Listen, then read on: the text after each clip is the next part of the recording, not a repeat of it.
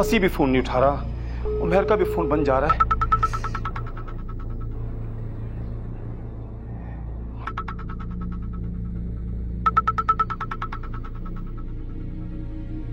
मेरे बच्चे का पता नहीं चल रहा।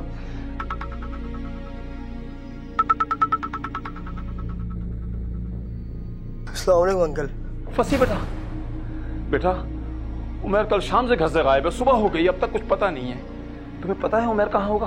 अंकल मुझे तो नहीं पता, अलबत्ता मेरी कल सुबह बात हुई थी, शाम में मिलने को कह रहा था। अच्छा आपने जुनैद को फोन किया? जुनैद और रिश्तेदारों से भी कांटेक्ट कर चुका हूँ, कहीं से कुछ पता नहीं चल रहा। बहुत परेशान हूँ बेटा, समझ में नहीं आ रहा क्या करूँ बेटा, मैं समझ में नहीं आ रहा मेरे। अंकल ये तो बहुत परेशानी की बात है। अब आपने पुलिस में रिपोर्ट की? अंकल हम दोनों पुलिस स्टेशन चलते हैं। ठीक है बेटा, फिर तुम भी थाने पहुंचो, मैं भी वहीं आ रहा हूं। अल्लाह मेरे बच्चों को अपने हिफ्ज़ अमान में रखना।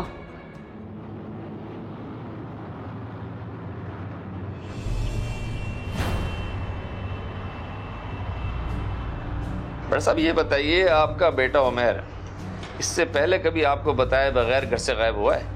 नहीं साहब, वो जहां भी जाता है बता कर जाता है। हेलो, ऐसे जो बात कर रहा हूं।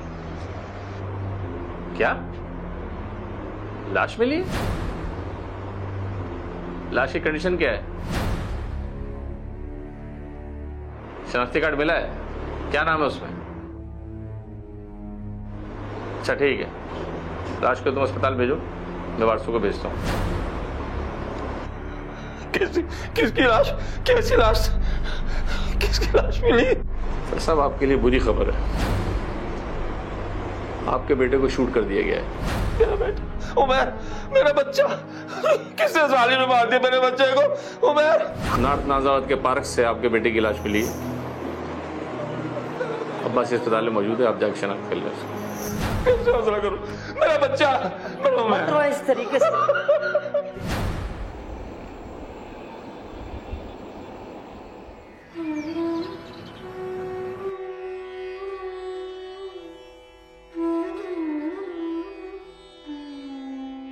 जवान बेटा मर जाए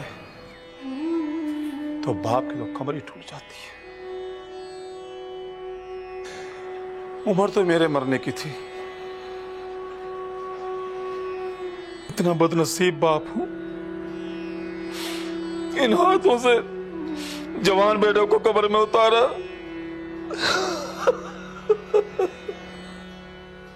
अब मैं किसके सहारे जीऊंगा? या अल्लाह मुझे मौत दे दे, मुझे मौत दे दे मेरे मालिक। अब मुझे नहीं जीना, मुझे नहीं जीना। मेरा बच्चा उमर।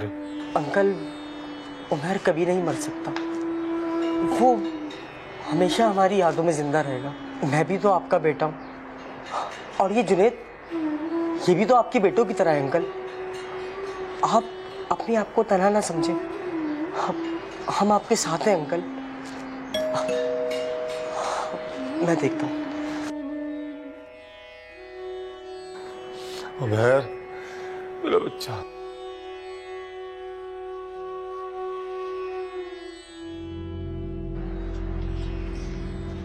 अस्सलाम वालेकुम।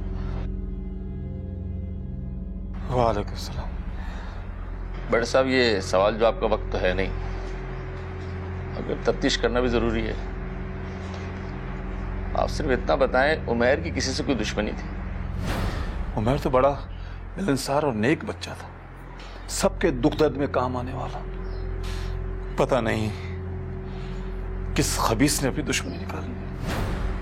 आप दोनों तो उमर के बड़े गहरे दोस्तों में से, आपको तो मालूम होगा उसका किसी से कोई लड़ाई झगड़ा, कोई पैसों का लेन देन वगैरह? सर वैसे ज़्यादा तो बात मुझे मालूम नहीं, लेकिन कुछ टाइम पहले उमर का एक झगड़ा हुआ था। झगड़ा कहाँ हुआ था? वो मैं, उमर और फसी हम लोग खाना खाने गए थे, तो वहाँ रेस्टोरेंट के बाहर एक साबिक नाजिम का बेटा काशिफ, उससे झगड़ा हुआ था और उसने उमर पर पिस्तौल भी निकाला था। अच्छा, बड़े साहब फिक्र ना करें, काशिफ बड़े बाप का बेटा जरूर होगा, लेकिन कानून से बड़ा नहीं। मैं काशिफ को आज ही गिरफ्तार कर लूंगा, और अगर काशिफ ने उमैर का कत्ल किया है तो मैं सुबह तक उससे इकबाल जुर्म करा लूंगा। आप हौसला रखिए।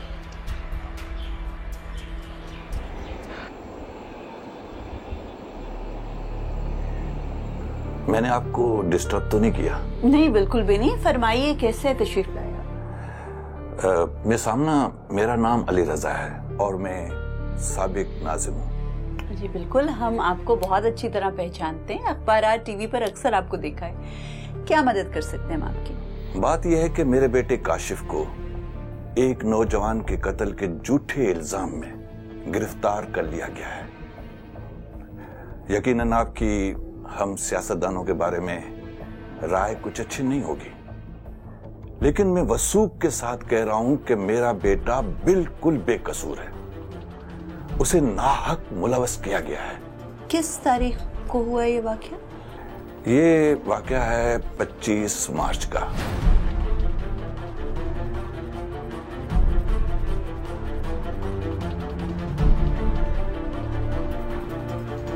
ठीक है, आपने जितनी तफसील आपके पास थी वो तो आपने बता दी है, लेकिन देखिए, मैं कोई भी केस लेने से पहले खुद सर्च करती हूँ, मालूमात अपने तौर पर हासिल करती हूँ, इसलिए भी केस लेने का वादा मैं आपसे नहीं कर सकती। शहरोज, आप मेरी इस थाने के इंचार्ज से तो बात करवाएं। मैं पूछती हूँ उनसे क्या तफ्तीश चल रही है, फिक्र नहीं करें आप। जी इंस्पेक्टर साहब, बात कीजिएगा। जी अस्सलाम वालेकुम इंस्पेक्टर साहब, एडवोकेट आमना कबीर बात कर रही हूँ। आपके पास एक केस आया है, उमैर मर्डर केस में आपने गिरफ्तार किया है काशिफ साहब को।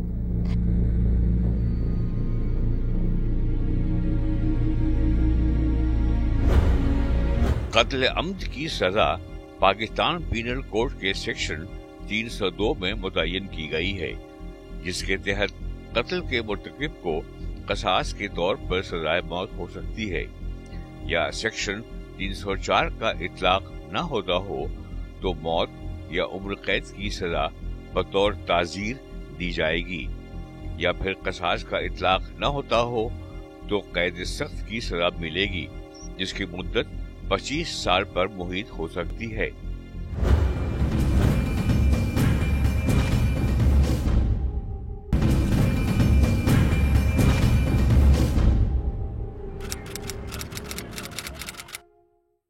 लाश की पोस्टमार्टम रिपोर्ट क्या कहती है?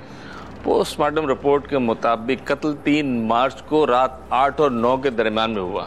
9 mm पिस्टल से गोली चलाई गई, जो जबड़े के दाईं तरफ से एंटर होकर खोपड़ी के बाईं तरफ से निकली। अच्छा, अदालत को यह बताइए कि आप मुलजिम काशिफ तक पहुंचे कैसे? योर ऑनर, मकतूल के दोस्त फसी और जुनैद की निशानदेही पे हमने मुलजिम को गिरफ्तार किया है। इंस्पेक्टर साहब, अदालत को यह भी बताइए कि पुलिस को क्यों शक है कि मुलजिम ने ही यह कत्ल की वारदात की है? योर ऑनर, वारदात से एक दिन पहले मुलजिम और मकतूल के दरमियान कार पार्किंग में झगड़ा हुआ था, जिसकी सीसी फुटेज आपके पास जमा करा दी गई। अगर उस झगड़े के दरमियान लोग बीच में ना आते तो वो उसी वक्त कत्ल कर देता। उसने तो पिस्टल भी निकाल लिया था और जाते वक्त जान से मारने की धमकी भी देकर गया था। इस बात के गवाह भी मौजूद है। योर ऑनर, जिस झगड़े का आज की हेयरिंग में जिक्र किया जा रहा है और जिस झगड़े की सीसीटीवी फुटेज को इस कत्ल में एविडेंस के तौर पर पेश किया जा रहा है, योर ऑनर, मेरा सिंपल सा सवाल है कि क्या उस सीसीटीवी फुटेज में कहीं पर ये देखा गया है कि मेरे क्लाइंट ने पिस्टल निकालकर मकतूल उमैर पर फायर किया, उसे शूट किया, उसे कत्ल किया? योर ऑनर, जिस तरह के झगड़े का जिक्र किया जा रहा है और उसको एक बहुत बड़ा वाकया और वारदात की बेसिस बनाकर पेश किया जा रहा है, सर, ये तो आए दिन देखने में आता है। सड़क पर अगर एक मोटर बाइक और गाड़ी टकरा जाए, 2 गाड़ियां टकरा जाएं, तो लोग निकल कर आकर दस्तो गरेबां हो जाते हैं और बाकी जो सड़क पर पब्लिक होती है वो उन गुत्थम गुत्था लोगों को अलग करती है और सुलह करवाने की कोशिश करती है। इस वाकये में भी ऐसा हुआ और उस सीसीटीवी फुटेज में भी ऐसा ही नजर आ रहा है। उसमें सिर्फ मेरे क्लाइंट मारपीट नहीं कर रहे, बल्कि मकतूल और उसके दोस्तों ने भी मेरे क्लाइंट पर हाथ उठाया। उस एक्सीडेंट में गलती किसकी थी ये तो उस सीसीटीवी फुटेज में नजर नहीं आ रहा, लेकिन ये जरूर नजर आ रहा है कि दोनों फरीक एक दूसरे को मार पीट रहे थे और इल्जाम तराशी कर रहे थे।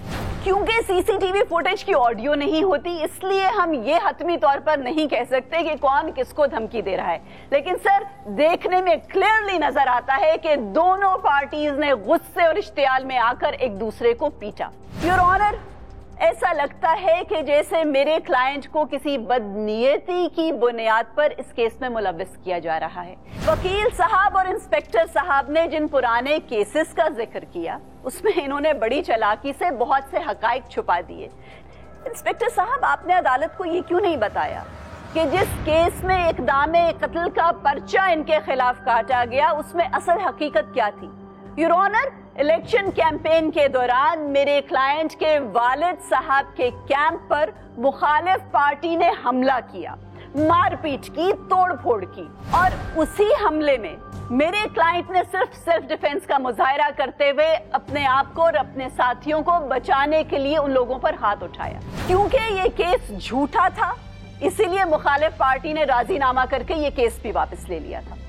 सर, इंस्पेक्टर साहब से कुछ सवालात मैं भी करना चाहती हूँ, क्या मुझे इजाजत है? जी, आप इन्वेस्टिगेशन ऑफिसर से इजरा कर सकती हैं। इंस्पेक्टर साहब, आपके पास कोई ऐसा चश्मदीद गवाह है, कोई ऐनी शाहिद, जिसने या तो ये देखा हो कि मेरे क्लाइंट ने उमैर को शूट किया, या उसने ये देखा हो कि वारदात की शाम मेरा क्लाइंट जाए वारदात के इर्द गिर्द नजर आया? तफ्तीश होने दें, सब सामने आ जाएगा। चले, आपकी तफ्तीश क्या ये बात बताती है कि मेरे क्लाइंट का मकतूल से कोई पुराना वास्ता था, कोई ताल्लुक था, जान पहचान थी या कोई दुश्मनी थी? इसीलिए तो रिमांड मांग रहे हैं, ताकि तफ्तीश को आगे बढ़ाया जाए। अच्छा, ये बताइए, क्या आपकी बैलिस्टिक रिपोर्ट आ गई है? क्या ये बात तय हो गई कि आपने मेरे क्लाइंट का जो लाइसेंस्ड पिस्टल जब्त किया हुआ है, उसी पिस्टल से ये कत्ल हुआ है? विसामना, हमारे पास 2 चश्मदीद गवाह भी हैं, जिनके बयान से ये साबित होगा कि काशिफ ने किस किस्म की धमकियां दी थी, और उन धमकियों से उसकी नीयत, यानी काशिफ की नीयत और इरादे का पता चलता है। जनाबे वाला, मैं अपने 2 गवाहान जुनैद और फसी को पेश करने की इजाजत चाहता हूं। इजाजत है। गवाह मोहम्मद फसी हाजिर हो। हाँ तो फसी, अदालत को बताइए कि मुल्जिम काशिफ ने किस किस्म की धमकियां दी थी। जज साहब, उस दिन मैं और जुनैद उमैर के पास ही थे जहां पे वाक़या पेश आया। जज साहब, सारी गलती काशिफ की है। जज साहब, इसने पिस्टल लोड कर ली थी।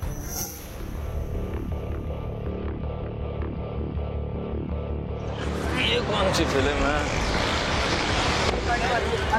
दिखाई नहीं देता। तमीज से क्या हो गया? तू जानता है मैं कौन हूँ? शक्ल से तो भंगी लग रहा है। निकाले हुए। अबे ओ आराम से, साले यहाँ के नाज़िम का बेटा हूँ मैं काशिफ। इसको समझा, इसको समझा। बहुत देखे मैंने। गलत पंगा ले रहा है तू। गलत पंगा ले रहा है। गलत आदमी से पंगा ले लिया है तूने। चल बैठ यार। देख, ठोकूंगा तुझे बीच रोड पे। जज साहब, मुझे पूरा यकीन है जज साहब कि उमैर का कत्ल इसी शख्स ने किया है। और उस दिन जब हम वापस घर जा रहे थे तो 2 लोगों ने हमारा ताकुब भी किया था, और मुझे यकीन है जज साहब कि वो इसी के आदमी थे, इसी के आदमी थे वो। योर ऑनर, जिस यकीन से ये एक मफरूजा बयान कर रहे हैं, और वो भी उस वाक़े का जो वारदात से 1 रोज कबल हुआ, योर ऑनर, इनके इल्जामात में और बयानात में जरा सी भी सच्चाई नहीं है। क्योंकि सर, मेरे क्लाइंट की ना तो कोई दुश्मनी थी मकतूल के साथ और ना ही कोई जान पहचान। योर ऑनर, असल हकीकत तो ये है कि 3 मार्च को जिस वक्त उमैर का कत्ल हुआ, उस वक्त मेरे क्लाइंट कहीं और थे, और इस हकीकत को बयान करने के लिए मेरे पास 2 गवाह भी हैं। योर ऑनर, मैं अपने गवाहों को पेश करने की इजाजत चाहती हूँ। इजाजत है। योर ऑनर, मेरे क्लाइंट की इस वारदात से लाताल्लुकी की हकीकत यह है कि 3 मार्च को काशिफ साहब के वालिद साहब ने अपने इलाके में एक खून के अतियात जमा करने के लिए कैंप लगवाया था। अनवर साहब, आप अदालत को बताएंगे कि 3 मार्च को काशिफ साहब उस कैंप में मौजूद थे या नहीं? जी जज साहब, मौजूद थे। और आप अदालत को ये भी बताएं कि 3 मार्च को काशिफ साहब उस कैंप में कितने बजे से लेकर कितने बजे तक मौजूद थे? जज साहब, सुबह 9 बजे से लेकर रात 12 बजे तक काशिफ साहब वहां पे मौजूद थे। बहुत शुक्रिया, आप तशरीफ रख सकते हैं।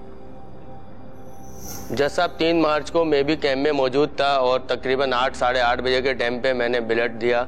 उसके बाद मुझे थोड़ी सी जब वीकनेस हुई तो इन्होंने ही मुझे जूस ला के दिया था और ये वहाँ पे मौजूद थे। बहुत शुक्रिया, आप तशरीफ रख सकते हैं। बहुत खूब मिस आमना, मुझे तो यकीन ही नहीं आ रहा है कि आप जैसी इंसानियत की अलमबरदार, हक और इंसाफ की दावेदार एक बासर सियासतदान से भारी रकम लेकर उसके कातिल बेटे को बचाने की कोशिश कर रही हैं।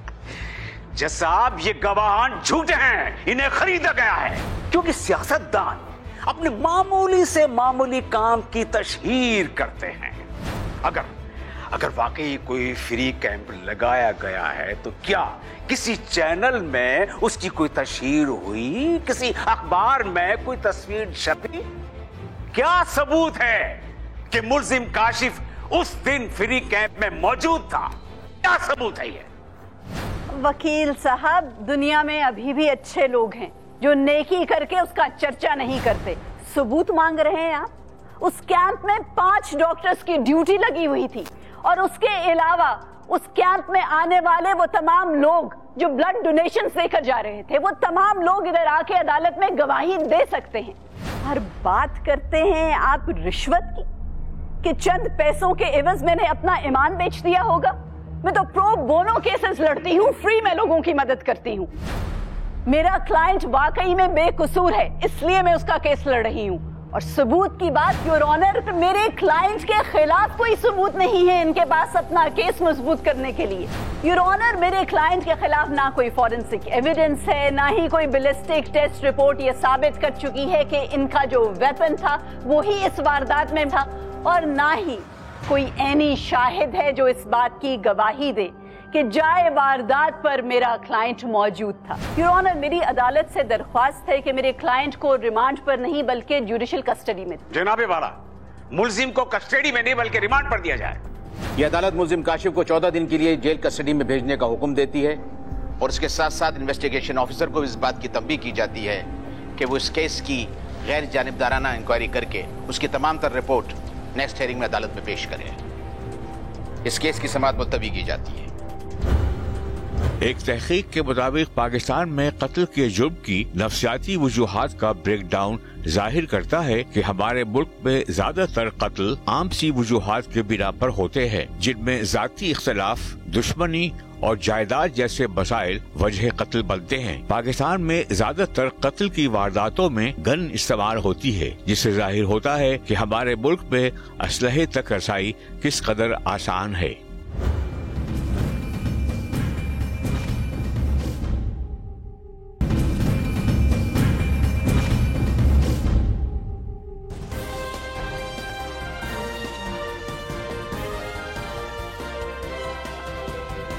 ब्रेकिंग न्यूज आपको दें, नौजवान उमैर महमूद के कत्ल में मुलव्विस साबिक नाजिम अली रजा का बेटा काशिफ जुडिशियल कस्टडी में दे दिया गया है।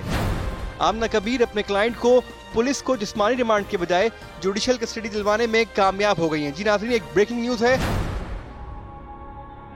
हाँ जी, मैं भी देख रही थी अभी टीवी थोड़ी देर पहले। अब हाई प्रोफाइल केस है, आपकी पॉलिटिकल बैकग्राउंड की वजह से मीडिया इसको कवरेज तो देगा ही ना। ये तो बिल्कुल ठीक है, लेकिन मिस आमना, ऐसी खबरों से हमारे केस पर बुरा असर तो पड़ सकता है। नहीं, आप परेशान ना हो, इतनी टेंशन की कोई बात नहीं। और मुझे देखे, मैं तो सिर्फ इस केस पर फोकस कर रही हूँ। काशिफ की जमानत के पेपर्स तैयार हो गए हैं? जी, पेपर्स रेडी है। मैं बस लियाकत भाई के पास लेके जा रहा हूँ मजिस्ट्रेट को जमा कराने। हाँ, उनको बोलिएगा कि ये आज ही जमा करा दें। आप फिक्र नहीं करें, आज शाम तक इंशाल्लाह आपका बेटा घर पे होगा। जी, बहुत बहुत शुक्रिया। No problem. बल्कि वहाँ पहुँचकर मेरी बात भी करा देना उनसे।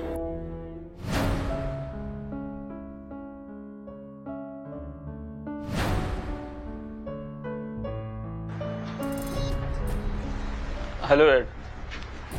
जेल में कोई तकलीफ तो नहीं हुई? नहीं, आपकी वजह से वहाँ बहुत सहूलत में था, लेकिन गर्मी तो कुदरती थी।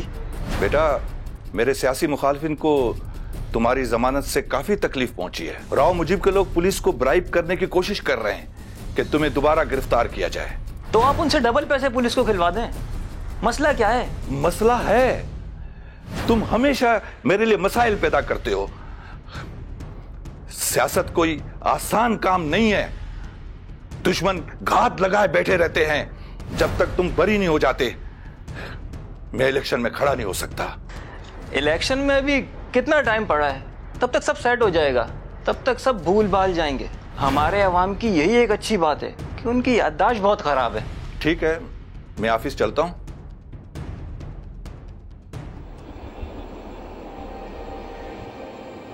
उमैर का कत्ल रात 8 और 9 बजे के दरमियान हुआ था और 7:40 पर आखिरी कॉल उसके दोस्त फसी की थी और इससे पहले 7 बजे किसी सारा नामी लड़की की कॉल थी और उस कॉल पर भी 25 मिनट तक बात हुई थी। इस मालूमात के बाद तो इन दोनों अफराद से बात करना जरूरी हो जाता है। फसी से मालूम करना चाहिए कि उसकी उमैर से क्या बात हुई थी और सारा से भी मिलना चाहिए जिससे 25 मिनट तक बात की गई थी। उस लड़की का मकतूल से यकीनन कोई ताल्लुक था। ये जानने के लिए सबसे पहले महमूद साहब से मिलना जरूरी हो गया कि क्या वो सारा नाम की लड़की को जानते थे। उमैर मेरा बेटा ही नहीं, मेरा दोस्त भी था। हर बात शेयर करता था मेरे साथ। सारा उमैर के साथ यूनिवर्सिटी में पढ़ती थी और मेरा ख्याल है कि दोनों शादी भी करना चाहते थे। फिर अचानक दोनों में ब्रेकअप हो गया। सारा की वजह से उमैर और जुनैद में झगड़ा भी हुआ और दोनों में काफी दिनों तक बात नहीं हुई। फिर मैंने उमैर को समझाया कि लड़की की वजह से बचपन की दोस्ती में दाड़ मत डालो, तो उमैर की बात समझ में आ गई। महमूद साहब, आप सारा का कोई कांटेक्ट नंबर, एड्रेस वगैरह दे सकते हैं? उमैर की मौत ने तो मेरी जिंदगी बर्बाद कर दी है। मुझे तो पता भी नहीं है कि उमैर को किसने मारा है। यही तो हम जानना चाहते हैं। अच्छा ये बताइए, 3 मार्च की शाम 7 बजे से लेकर 7:25 तक आप उमैर से क्या बात करती रही? कुछ खास नहीं। मुझे तो पता भी नहीं था कि मैं उमैर की आवाज़ आखिरी दफ़ा सुन रही हूँ। उमैर और मैं यूनिवर्सिटी में साथ पढ़ते थे, एक दूसरे को पसंद भी करते थे और एक दूसरे से शादी भी करना चाहते थे, पर कुदरत को शायद ये मंजूर नहीं था। हमें ये पता चला है कि जुनैद भी आप में इंटरेस्टेड था। हाँ, जुनैद मुझ में इंटरेस्टेड था, पर मुझे उमैर ही पसंद था और जुनैद ने तो मेरे और उमैर के दरमियान बहुत गलत फहमियाँ भी डालने की कोशिश की। फिर क्या हुआ? फिर उमैर और जुनैद की बहुत लड़ाई हुई। सारा को क्या कहता है कि मैं अच्छा लड़का नहीं हूँ, मेरे खिलाफ उसको भड़काता है तो आके वो तुझसे शादी कर ले। तेरे जैसे अगर दोस्त हो ना तो उसे दुश्मनों की जरूरत नहीं है। और तू कैसी बातें कर रहा है? मैंने ऐसा कुछ नहीं किया। तू छोड़, तू अंदर चल के बात कर। आइंदा की बात ना मेरे साथ राब्ता रखने की कोई जरूरत नहीं। तेरी मेरी दोस्ती खत्म। और उसके बाद उमैर ने जुनैद को बहुत बेइज्जत किया। मुझे लगता है कि जुनैद ने ही उमैर को मारा है और कोई उमैर को नहीं मार सकता।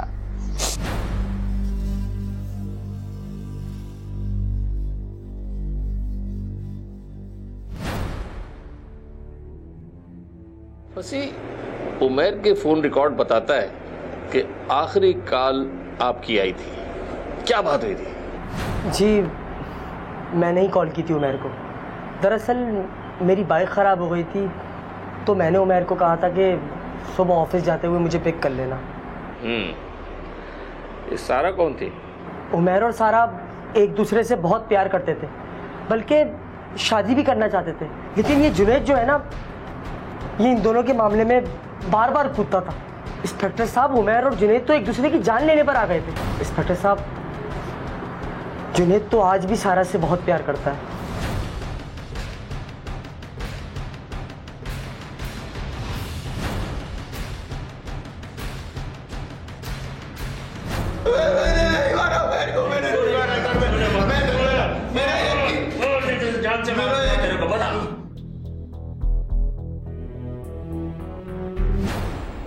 ठीक है, ये वाले पेपर्स तो मैंने देख लिए हैं। ये सुहेल साहब का केस जो चल रहा है, ये आप सुहेल साहब की जो केस फाइल है ना उसमें लगा दें।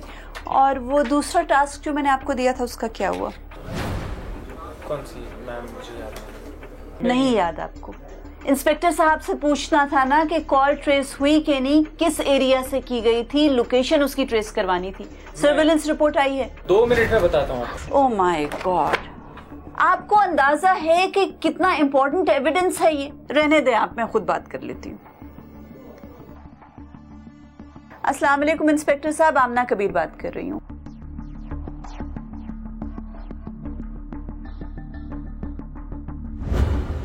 पाकिस्तान पीनल कोड के सेक्शन 337A के तहत अगर कोई शख्स किसी को दानिस्ता तौर पर जिस्मानी नुकसान पहुंचाता है तो उस पर जुर्म की नौयत के एतबार से 2 से 14 साल तक की कैद बामुशक्कत की ताज़ीर लगेगी, या फिर इस्लामी अहकामात की रोशनी में उस पर ज़िमन, क़सास या अर्श का इतलाक भी हो सकता है।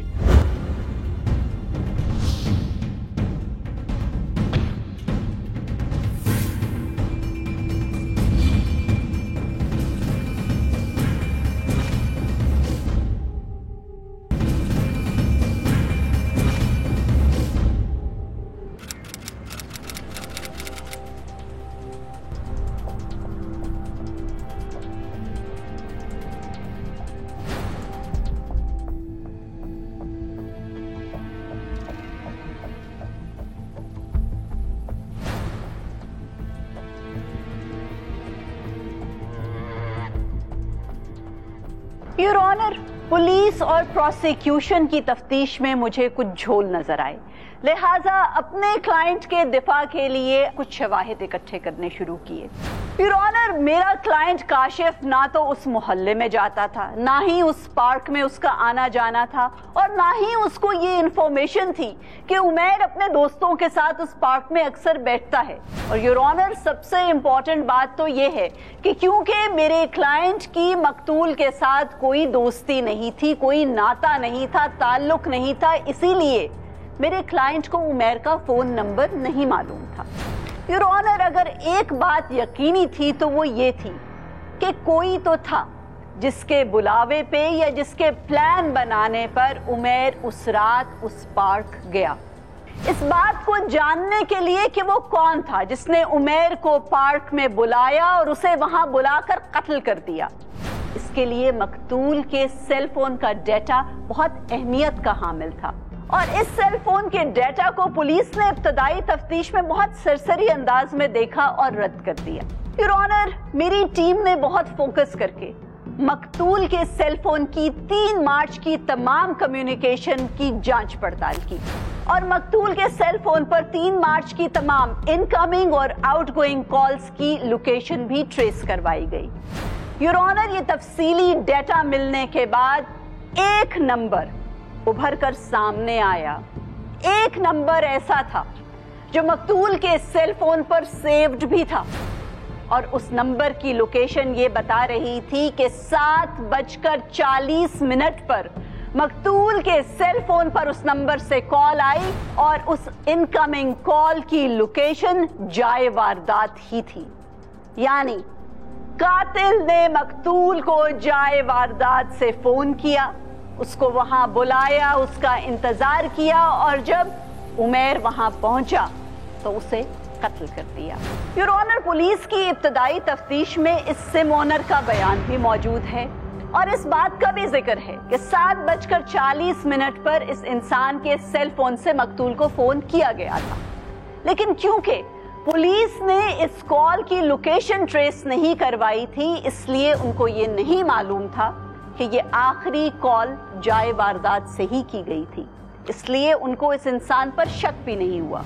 योर ऑनर, इसके बाद पुलिस ने उस शख्स को जेरे हिरासत लिया और पुलिस के सामने उसने इकबाले जुर्म भी कर लिया।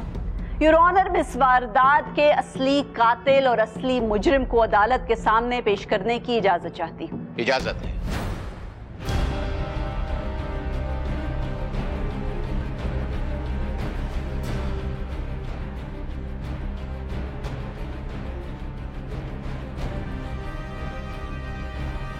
क्या तुम एतराफ़ जुर्म करते हो कि उमैर का कत्ल तुमने ही किया था? जी जज साहब, मैं एतराफ़ करता हूं कि मैंने उमैर को शूट किया था। दरअसल बात ये थी कि मुझे अपनी बहन की शादी के लिए 5 लाख रुपए की जरूरत थी। मैं बिल्कुल बेबस था। जज साहब, मैंने 5 लाख रुपए की रकम उमैर से ली, जो उसने अपने प्रोविडेंट फंड से निकाल के मुझे दी थी। मैंने उससे वादा किया था कि मैं उसकी 5 लाख रुपए की रकम उसे 2 महीने में लौटा दूंगा, लेकिन अफसोस मैं उसे उसकी रकम नहीं दे पा रहा था। उमैर मुझसे मुसलसल तकाजे कर रहा था।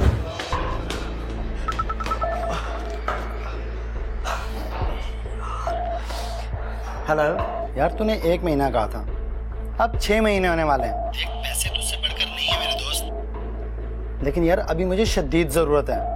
मुझे पापा की एंजियोप्लास्टी करवानी है। मुझे एहसास है यार, तुम यकीन करो मैं तुमसे नजरें भी नहीं मिला पा रहा यार। मगर क्या करूं यार, मेरी बहन की शादी में बहुत खर्चा हो गया यार मेरा। तुम थोड़ा और वेट कर लो। 1 हफ्ता और ले ले, लेकिन याद रखना ये आखिरी मोहलत होगी। ऐसा ना हो कि मुझे दोस्ती भूल कर ना पुलिस के पास जाना पड़ जाए, और फिर जो तेरी बेइज्जती होगी ना पूरे मुआशरे में, पूरे इलाके में, किसी को मुंह दिखाने के काबिल नहीं रहेगा। जज साहब, मेरे दिमाग में एक शैतानी आइडिया आया। जब उमैर और काशिफ की लड़ाई हुई थी तो मैं उस जगह पे मौजूद था, और मैंने अपनी आंखों से काशिफ को धमकियां देते हुए भी देखा था।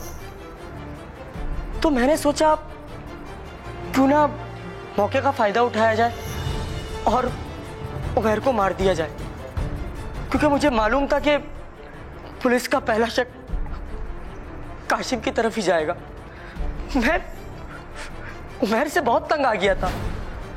उसने तो मुझे ये तक कह दिया था कि अगर मैं उसे पैसे नहीं दूंगा तो वो मेरे खिलाफ पुलिस में कंप्लेन कर देगा। मैंने उसे कॉल करके बुलाया और उसे कहा कि